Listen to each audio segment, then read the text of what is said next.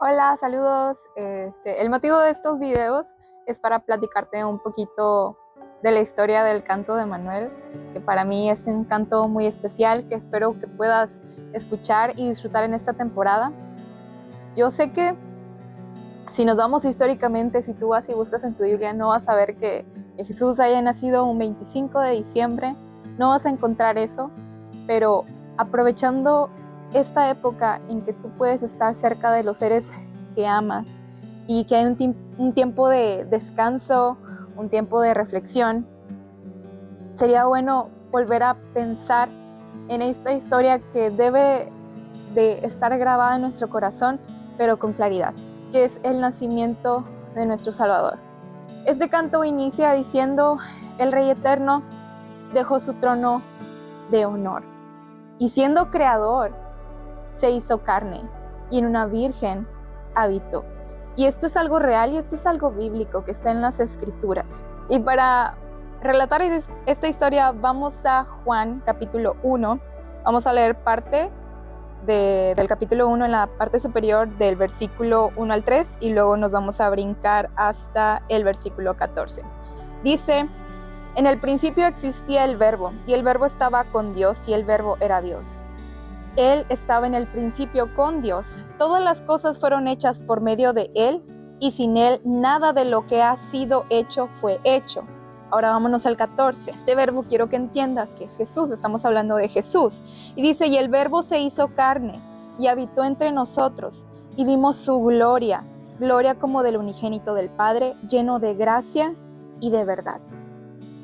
Jesús, quiero que tú entiendas que es un ser eterno.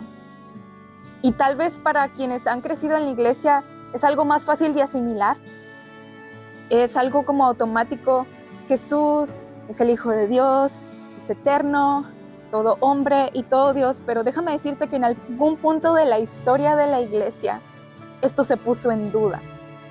Hay un suceso histórico que se llama el Concilio de Nicea, que ocurrió en los primeros siglos del cristianismo. Y había una fricción teológica entre personas que estaban de acuerdo con la doctrina teológica o la corriente teológica del arrianismo propuesto por un presbítero llamado Arrio, y estaban los defensores contra esta posición. Esta postura era refutada por otro teólogo cuyo nombre era Anastasio de Alejandrina. ¿Por qué refutaban esta teoría, esta doctrina del arrianismo?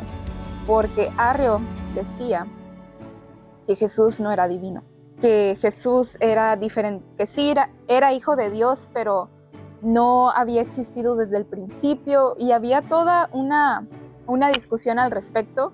Incluso del arrianismo suceden otras situaciones que siguen hablando mucho acerca de la figura de Cristo. Algunos decían que Jesús realmente no era el Hijo de Dios y que no era divino y que era un fantasma, cosas que tú dices, ¿qué es esto? Pero hubo hombres valientes que defendieron la divinidad de Jesús, que declaraban completamente que Jesús era el Hijo de Dios y era eterno y era uno con el Padre. Y realmente, ¿qué más puedes decir cuando lees Juan 1, que te está diciendo que en el principio existía el Verbo y el Verbo estaba con Dios? ¿Qué más duda tienes de la eternidad y de la divinidad del Salvador? Eso era algo muy importante para mí tocar en el canto, la divinidad de Jesús. Jesús es el Hijo eterno de Dios, que en el plan y el propósito eterno de Dios tenía que nacer de esa manera, tenía que encarnarse y tenía que habitar en el vientre de una virgen. Y eso fue profetizado por Isaías, el profeta Isaías, unos 700 años antes del suceso, antes de que Jesús naciera. Eso ya se había profetizado 700 años antes. Pero la verdad, si vamos a las Escrituras, Isaías no es el primero en hablar acerca de un Salvador, porque si nos vamos a Génesis 3, vemos las primeras luces de un Salvador que vendría a través de la simiente de Eva. Y esto lo vamos a ver en Génesis. Génesis 3:15 dice: y pondré enemistad entre tú y la mujer, entre tu simiente y su simiente. Él te herirá en la cabeza y tú lo herirás en el calcañar. Aquí está la primera vez que hay una profecía, algo que anuncia de que la simiente de Eva y la simiente de la serpiente estarían en conflicto. ¿Y quién finalmente derrotaría al mal? Jesús en la cruz. Pero para seguir hablando de la cruz, nos tenemos que ver en el siguiente video para seguir conociendo un poco más de la historia de Manuel.